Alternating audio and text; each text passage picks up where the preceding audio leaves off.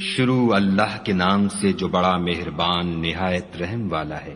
نون قلم کی اور جو اہل قلم لکھتے ہیں اس کی قسم کہ اے محمد صلی اللہ علیہ وآلہ وسلم تم اپنے پروردگار کے فضل سے دیوانے نہیں ہو، اور تمہارے لیے بے انتہا اجر ہے، اور تمہارے اخلاق بڑے عالی ہیں۔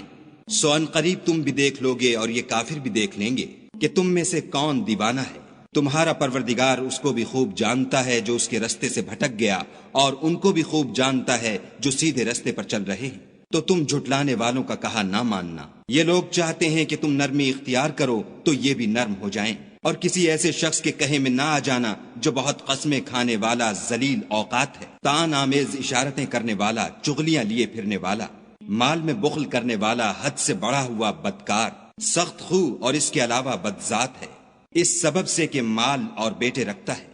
جب اس کو ہماری آیتیں پڑھ کر سنائی جاتی ہیں تو کہتا ہے کہ یہ اگلے لوگوں کے افسانے ہیں، ہم ان قریب اس کی ناک پر داغ لگائیں گے۔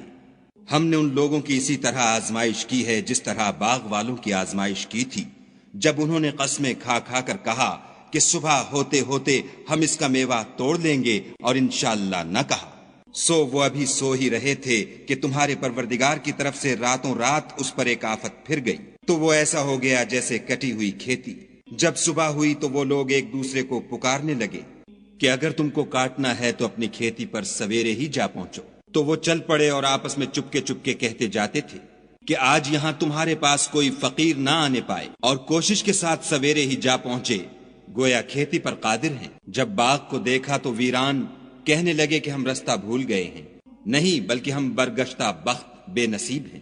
ایک جو ان میں فرزانہ تھا بولا، کیا میں نے تم سے نہیں کہا تھا کہ تم تسبیح کیوں نہیں کرتے؟ تب وہ کہنے لگے کہ ہمارا پروردگار پاک ہے، بے شک ہم ہی قصوروار تھے۔ پھر لگے ایک دوسرے کو رو در رو ملامت کرنے، کہنے لگے ہائے شامت، ہم ہی حد سے بڑھ گئے تھے۔ امید ہے کہ ہمارا پروردگار اس کے بدلے میں ہمیں اس سے بہتر باغ عنایت کرے۔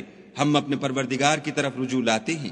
دیکھو عذاب یوں ہوتا ہے، اور آخرت کا عذاب اس سے کہیں بڑھ کر ہے، کاش یہ لوگ جانتے ہوتے۔ پرہیزگاروں کے لیے ان کے پروردگار کے ہاں نعمت کے باغ ہیں۔ کیا ہم فرما برداروں کو نافرمانوں کی طرح نعمتوں سے محروم کر دیں گے؟ تمہیں کیا ہو گیا ہے، کیسی تجویزیں کرتے ہو؟ کیا تمہارے پاس کوئی کتاب ہے جس میں یہ پڑھتے ہو کہ جو چیز تم پسند کرو گے وہ تم کو ضرور ملے گی؟ یا تم نے ہم سے قسمیں لے رکھی ہیں جو قیامت کے دن تک چلی جائیں گی کہ جس شے کا تم حکم کرو گے وہ تمہارے لیے حاضر ہوگی؟ ان سے پوچھو کہ ان میں سے اس کا کون ذمہ لیتا ہے؟ کیا اس قول میں ان کے اور بھی شریک ہیں؟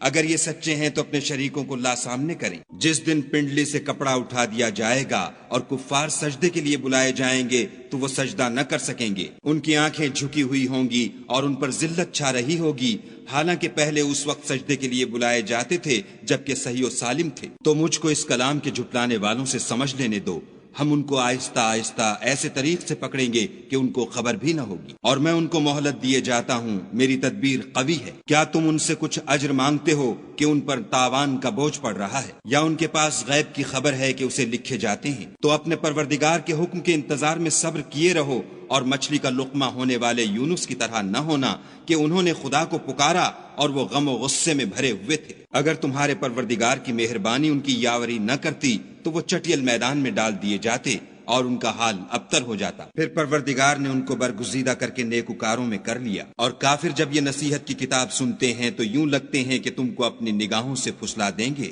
اور کہتے ہیں کہ یہ تو دیوانہ ہے۔ اور لوگو، یہ قرآن اہل عالم کے لیے نصیحت ہے۔